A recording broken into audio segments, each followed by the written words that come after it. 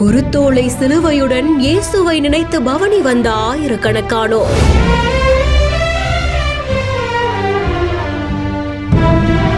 இயேசு கிறிஸ்துவின் 12 சீடர்களுள் ஒருவருக்கு அடைக்கலம் கொடுத்ததாக நம்பப்படும் மலையில் பிரம்மாண்டமாக நடந்த பாம் சண்டே. இது இயேசு கிறிஸ்துவோடு வாழ்ந்த 12 சீடர்களில் ஒருவரான புனித தோமா தங்கி இருந்த ஒரு புகழ்பெற்ற ஒரு ஆலயம்.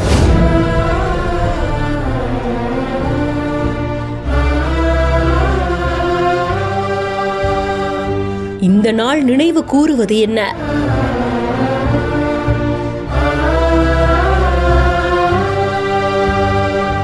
கிறிஸ்தவர்களின் முக்கிய பண்டிகையான ஈஸ்டர் பெருவிழா. இயேசு கிறிஸ்து உயிர்த்தெழுந்ததாக நம்பப்படும் அந்த நாள். இதையொட்டி கடைபிடிக்கப்படுற தவக்காலத்தின் புனித வாரம் தொடங்கி இருக்கு. இதோடைய ஒரு பகுதியா குருத்தோலை ஞாயிறு அனுசரிக்கப்படுது. சிலுவையில அறையப்படுறதுக்கு முன்னாடி இயேசு ஜெருசலேம் நகர்ல கோவேறு கழுதை மீது பவனியாக அழைத்து செல்லப்பட்டதாகவும், அப்போ குருத்தோலைகளை பிடிச்ச மாதிரி ஜெருசலேம் மக்கள் இயேசுவ அரசனாக பாவித்து ஓசன்னா ஓசனான்னு பாடல் பாடி வரவேற்றதா நம்பப்படுது.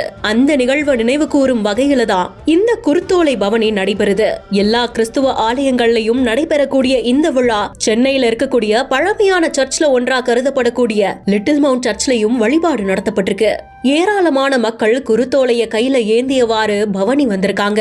இந்த சின்ன மலையில தான் திருமறைய பரப்புறதுக்காக இயேசுடைய 12 சீடர்கள்ல ஒருவரான புனித தோமையர் அவர்கள் இந்தியாவுக்கு வந்தபோது எதிரிகள் இவரை கொல்ல முற்பட்டதாகவும், அவங்க கிட்ட இருந்து தப்பிச்சு செயின்ட் தாமஸ் இந்த சைதாப்பேட்டை சின்னமலை குன்றுல இருக்கக்கூடிய குகையில தான் மறைந்து வாழ்ந்ததாகவும் சொல்றாங்க. இந்த குகையில இன்னமுமே அவருடைய கை கால் தடமும் இரத்த கரையும் பல ஆண்டுகள் கடந்தும் அழியாம அப்படியே இருக்கிறதாகவும் நம்பப்படுது.